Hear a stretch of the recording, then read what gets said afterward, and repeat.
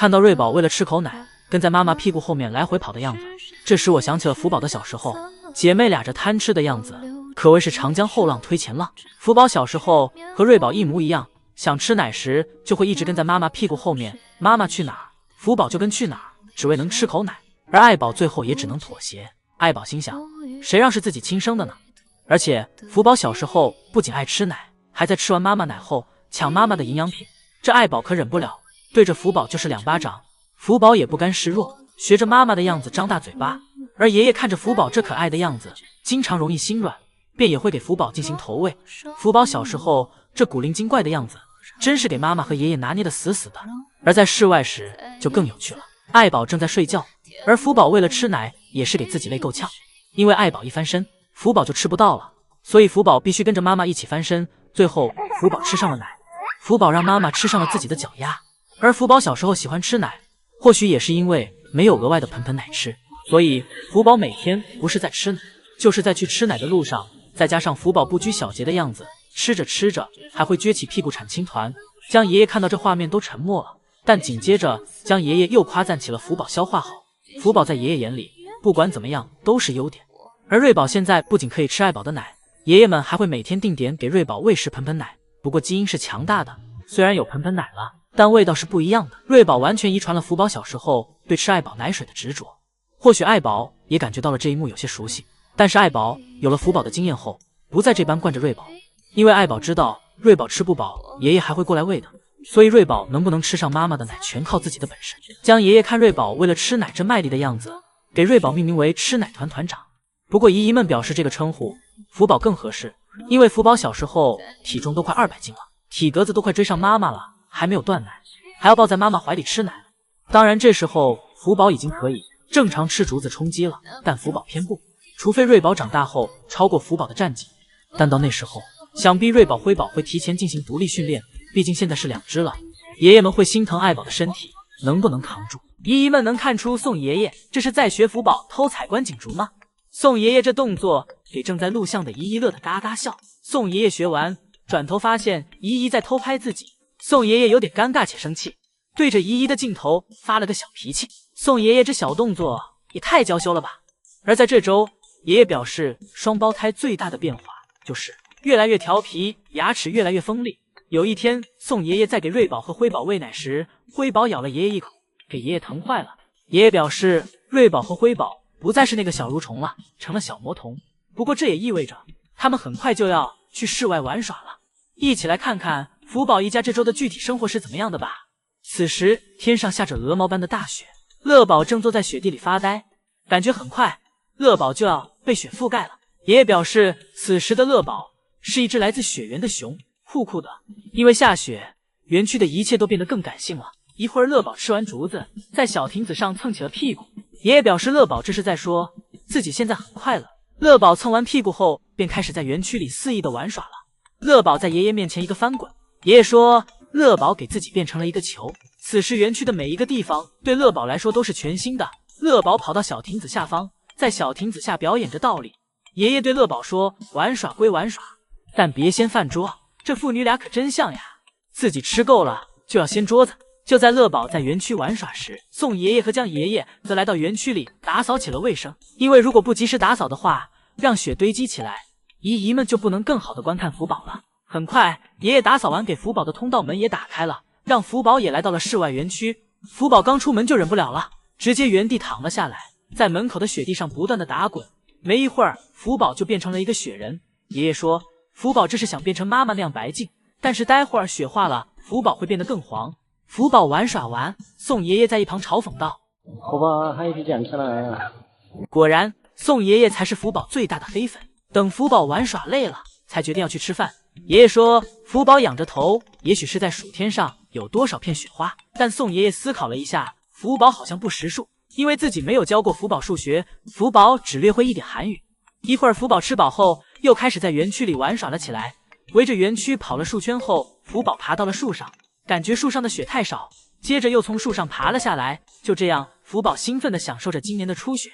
而隔壁的乐宝此时又变得稳重了起来。爷爷夸乐宝吃竹子的样子很绅士。早上爷爷来到爱宝的房间，此时爱宝正在吃早餐。这也是爱宝一天当中难得的清静时间，因为此时瑞宝和辉宝都还在睡觉。另外，姨姨们有没有觉得爱宝的房间有些熟悉？而且爱宝的房间多了一个小床，那是因为这周爷爷又给爱宝和福宝把房间换回来了。爱宝蹲坐累了，给自己换了个姿势，倚靠在栅栏上继续吃。爱宝吃饱后，爷爷给爱宝带了出来，给爱宝测量了一下体重。爱宝在门口闻来闻去的，可能是闻到了福宝的气味，而今天爱宝的体重是 127.7千克。爱宝测量完体重后，爷爷又奖励给了爱宝一块大窝头。爱宝一边吃着窝头，一边听着爷爷的赞美。爱宝吃完饭后，而此时瑞宝和辉宝还在睡觉。一会儿，瑞宝率先醒来，瑞宝来到了门前练习攀爬。瑞宝这核心力量真是越来越厉害了。爷爷还没夸完，下一秒瑞宝就摔了下去。爷爷问瑞宝是不是摔疼了，让瑞宝不要再爬了，会摔坏的。爷爷出去转了一圈再回来时，辉宝还没有睡醒。爷爷带来了一个小雪球，瑞宝抱着小雪球开心的玩耍着。这是瑞宝出生以来第一次玩雪，所以有点爱不释手。一会儿，瑞宝趁妈妈睡觉的功夫，又爬到了妈妈的身上，狠狠地踩在了妈妈的头上。下午送爷爷来给瑞宝和辉宝拆房间里的竹子，因为竹子安装太久了，需要进行清洗了。爷爷在工作时，瑞宝和辉宝一直在爷爷身边捣乱。一会儿，爷爷拆完竹子，引导着瑞宝和辉宝来护栏下面玩，目的是观察瑞宝和辉宝能不能爬出来。确认瑞宝和辉宝爬不出来后，便放心了。爷爷的事情一件接着一件。一会儿，爷爷又给瑞宝和辉宝拿来了体重秤，给瑞宝和辉宝测量体重。但现在瑞宝和辉宝越来越调皮了，爷爷拿出自己的法宝皮靴，才稳定住了瑞宝和辉宝。姐妹俩都已经突破20斤了。测量完体重没事干的瑞宝和辉宝又来到妈妈房间，拿了根竹子，学着妈妈的样子吃竹子。看爱宝带孩子的样子，简直太幸福了。瑞宝和辉宝在爱宝身上爬来爬去的样子，只是看上去就很温暖。爷爷表示很感谢爱宝照顾瑞宝和辉宝健康长大，将爷爷在这周的视频中分享到，瑞宝和辉宝马上就可以来室外玩耍了。不过在此之前，要让爱宝先进行练习，需要爱宝对场地恢复安全感后，爱宝才可以带着瑞宝和辉宝出来。爷爷为了方便爱宝和瑞宝、辉宝进出，这周爷爷让福宝和爱宝互换了房间，以后爱宝又可以睡小木床了。而瑞宝和辉宝来到新房间后，对新房间的环境都深感好奇。爷爷说，瑞宝和辉宝正在为去室外玩耍努力着，每天都有在房间进行着训练。爷爷还让大家期待未来福宝一家5口一起营业的样子。这周爷爷都有在好好陪福宝，每次值班都有一段时间单独来陪福宝，例如陪福宝吃饭，看福宝玩耍。想必只要福宝看到爷爷在园区，福宝就能有好心情。此时福宝正吃着饭，这时头顶有飞机飞过，福宝停下了手里的竹子，仔细的进行观察，查看有没有危险。爷爷安慰福宝，让福宝不用担心，没事的。福宝这对声音敏感的样子和爱宝很像。而此时隔壁的乐宝也正在室外园区玩耍。乐宝听到奶爸叫自己后，回过头来，本想给爷爷来一个帅气的爬楼梯，结果踩空了。接下来乐宝演绎了一场什么叫做找个缝隙钻进去。乐宝真的找到了一个缝隙，真的钻了进去。一会儿乐宝从尴尬中走了出来，给爷爷表演了一下双腿直立行走。爷爷眼看自己的关景竹要受到伤害，立马喊住乐宝，表示乐宝不是直立行走的熊，不可以直立行走，给爷爷吓得都语无伦次了。在视频的最后，爷爷讲解到为什么要让瑞宝和辉宝去室外，因为瑞宝和辉宝现在独立行走已经完全没问题了，而对野生大熊猫来说，接下来他们需要学习的是如何去爬树，所以让瑞宝和辉宝去室外活动是很有必要的。爷爷预计在下个月，瑞宝和辉宝就会走出去了，到时候他们会和福宝轮流使用室内园区。江爷爷表示自己也会努力帮助他们快速适应的。又到了每天江爷爷钓熊的时间了。江爷爷先是开门观望了一下福宝在干嘛，之后江爷爷将一块胡萝卜放进福宝的通道门口，然后转身离开，将门关上，静等福宝上钩。很快福宝听见爷爷喊自己的声音，便走了过来。走上前，福宝发现通道门口有块胡萝卜。福宝走进门，爷爷紧接着将通道门关上。福宝来到室内园区后，在福宝玩耍时，有游客在不断喊福宝的名字，这让福宝情绪很不稳定，甚至有点生气。好在有工作人员及时进行了制止。许多韩国的姨姨纷纷谴责这个游客的行为。姨姨们表示，从熊猫的角度来看，陌生人呼喊他们对大熊猫来说是一种可怕的噪音。虽然这位游客或许很喜欢福宝，但这是一个非常令人失望的行为。福宝在室内园区转了一圈，来到了小木床上，给自己的小木床重新做了个标记，给自己喜欢的东西留下自己的气味，会让福宝感觉有安全感。给小木床做完标记后，福宝来到了树上。福宝来到小吊床上的上方时，还低头闻了闻上面的竹子。福宝对其没有什么胃口，来到小树杈上坐着发呆。或许可爱的福宝也有自己的烦恼吧。就在福宝安静的发呆时，刚才那位讨厌的游客又回来了，又在不断的喊福宝。福宝用小耳朵识别着这声音，福宝转头看向那个游客，但福宝依旧不想搭理。福宝趴下来想好好睡个觉。福宝打了个大大的哈欠，然后低头睡去。一会儿，姨姨的观看时间到了，重新去排队。姨姨发现了一个福宝一家5口的雕像，一家5口就是要整整齐齐。姨姨再回来时，福宝的小树上多了一些竹子，应该是刚才姨姨排队时爷爷来过园区，爷爷亲手送的竹子格外香。福宝大口大口的吃着竹叶，刚才烦心事横扫一空。福宝吃完竹叶后，从小树上下来，继续吃爷爷给自己准备的窝头，小表情看上去很是享受。不过这次窝头吃完，身上掉了很多的窝头残渣。爱惜窝头的福宝抬起腿仔细舔着身上的窝头渣渣，一粒也不想浪费。宋爷爷正在乐宝园区里堆雪人，宋爷爷这是在堆雪人头。宋爷爷团了一整个雪球后，累得腰有点疼，站起来稍微休息了一下。但是宋爷爷想让乐宝快一点玩上，紧接着又弯腰继续堆雪球。在宋爷爷的努力下，很快雪人头便完成了。宋爷爷将雪人头放到雪人身子上，为了让雪人看上去更圆润，宋爷爷不断给其做着修缮。当雪人修缮完后，姨姨们纷纷表示这个雪人很可爱，都在夸赞宋爷爷很有艺术细胞。宋爷爷为了给雪人添加细节，还在上面插了一根带有胡萝卜的竹子。宋爷爷给雪人完善好后，坐在了雪人旁边，让姨姨们给其留了一张合影。因为爷爷知道乐宝的性格，相信乐宝见到雪人后，用不了几分钟就会给雪人破坏掉。乐宝来到雪人前，先是给雪人手里的胡萝卜抢过来吃掉了。乐宝表示雪人是不能吃东西的，自己就勉强帮你吃掉吧。吃完胡萝卜后，乐宝便开始玩耍奶爸给自己堆的雪人。乐宝只是简单的对其蹭了蹭，雪人就坏掉了。乐宝表示奶爸这是豆腐渣工程呀，碰一碰就坏掉了，这可跟自己没关系。乐宝在雪人旁蹭来蹭去，还给雪人表演了一个倒立。可以看出乐宝很喜欢奶爸堆的这个雪人。乐宝跟其背靠背贴在一起，对其进行着爱的贴贴。乐宝一边蹭一边用手扒拉着雪人，而雪人肉眼可见般的越来越残缺，很快便看不出来刚才这堆雪是个雪人了。而乐宝这里则是一块雪也不想放过，捡起从雪人身上掉落的雪疙瘩，继续玩耍着。玩耍一会儿后，乐宝又盯上了刚才掉落的雪人头，但雪人头太不结实了，乐宝一巴掌就给其弄坏了。一会儿，乐宝玩耍饿了，安逸的躺在了雪堆上，吃起了奶爸刚才放置的竹子。乐宝这个样子只能用2个字来形容，那就是享受。一会儿乐宝玩也玩够了，吃也吃够了，便拍拍屁股走熊了。韩国连续2日的大雪，福宝在园区里玩嗨了，翻滚跳跃，这些都难以表达福宝此刻的心情。福宝连续3连滚，来到了被堆积的满地都是雪的泳池前。福宝起身发现眼前这块地方没有雪，福宝又立马起身给自己翻了出去。今天福宝是翻滚福，感觉福宝如果不翻滚都不会走路了。福宝感觉哪里雪多就往哪里去。一会儿，福宝来到了小亭子旁，这里的雪格外厚。福宝躺在地上，使劲蹭着，小手还不停地挥动着，想把雪全弄到自己身上。这白雪带来的沙软的感觉，实在让福宝太上头了。福宝自从躺下后就没起来过几次，不断给姨姨们上才艺。福宝在门口的坡上表演了一个旋转滑滑梯，这感觉简直不要太丝滑。当福宝玩累了，蹲在雪地里休息时，这个样子也太唯美了吧。福宝在室外一玩就是一上午，玩嗨了的福宝直接不想回家了。就算爷爷给福宝将窝头递到嘴边，福宝都不妥协。而乐宝这边雪好像比福宝园区的雪还要大，感觉这厚度，乐宝完全可以钻到雪堆里藏起来。不过乐宝并没有这么干，反而稳重很多。这周爷爷们经常给爱宝以及瑞宝和辉宝把通道门打开，让其熟悉房间以及去往室外园区的路。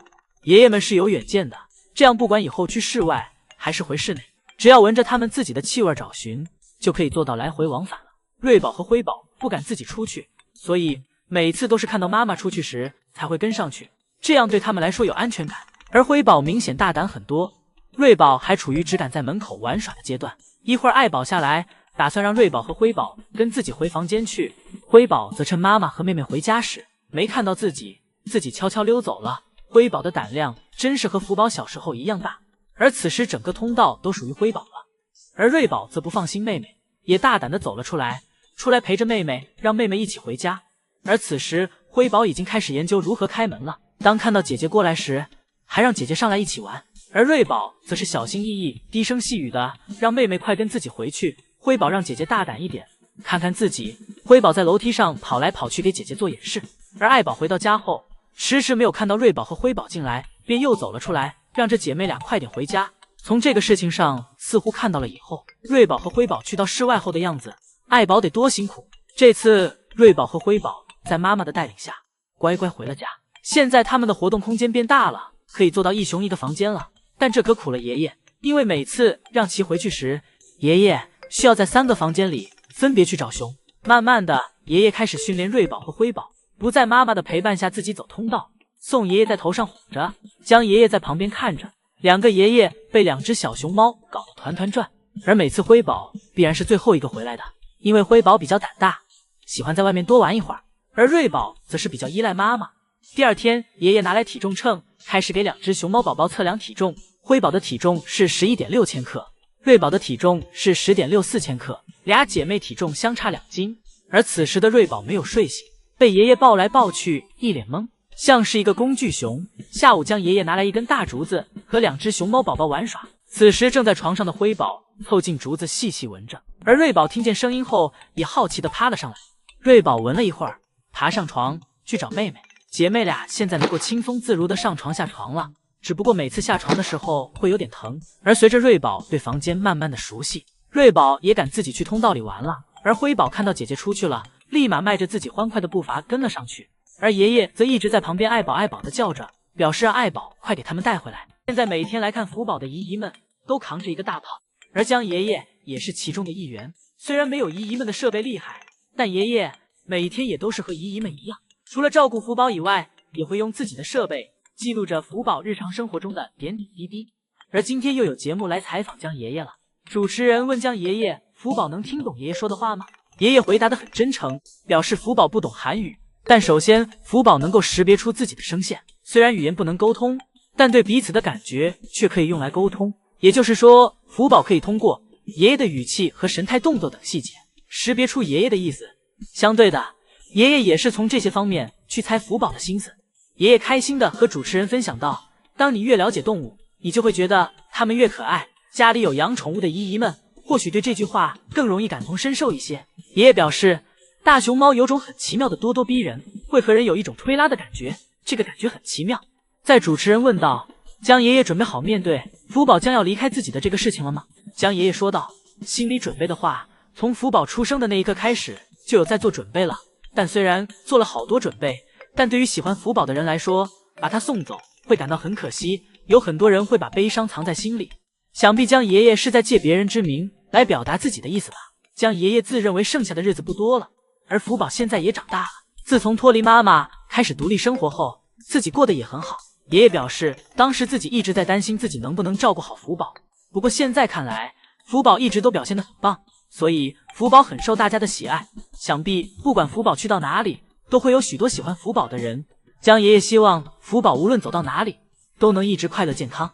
江爷爷正走在上班的路上，江爷爷表示，今天的天很冷，因为昨天刚下过雪。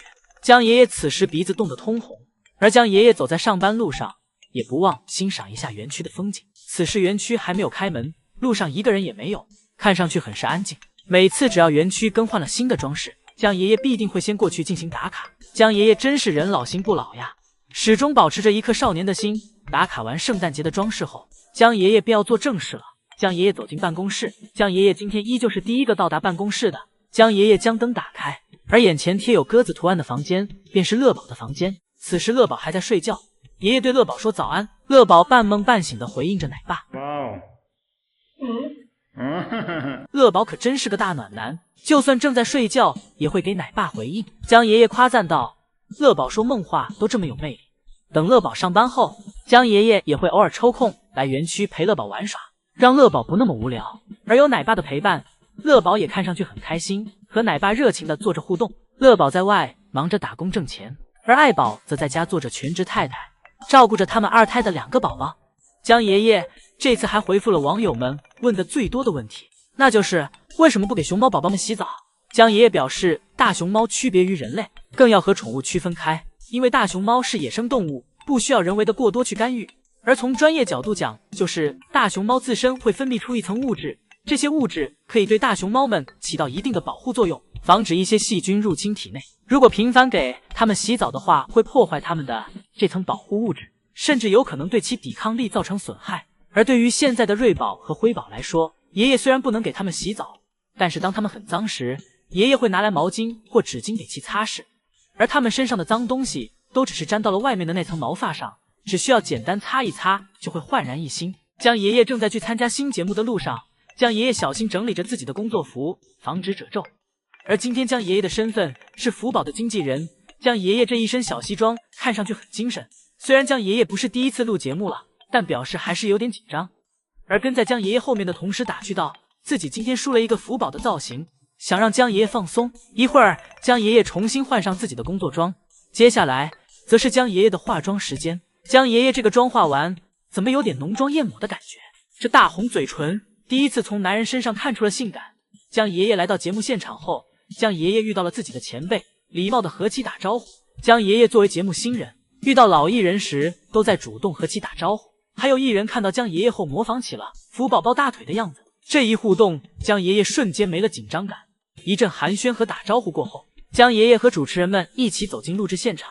不过节目还没有放映，现在还是保密阶段，不知道其具体内容。江爷爷只分享了一个欢快的录制过程。江爷爷录制完节目后，表示自己这次的录制是一种独特的感觉，而且又收获了一波新的福宝粉丝，所有人都在觉得福宝可爱。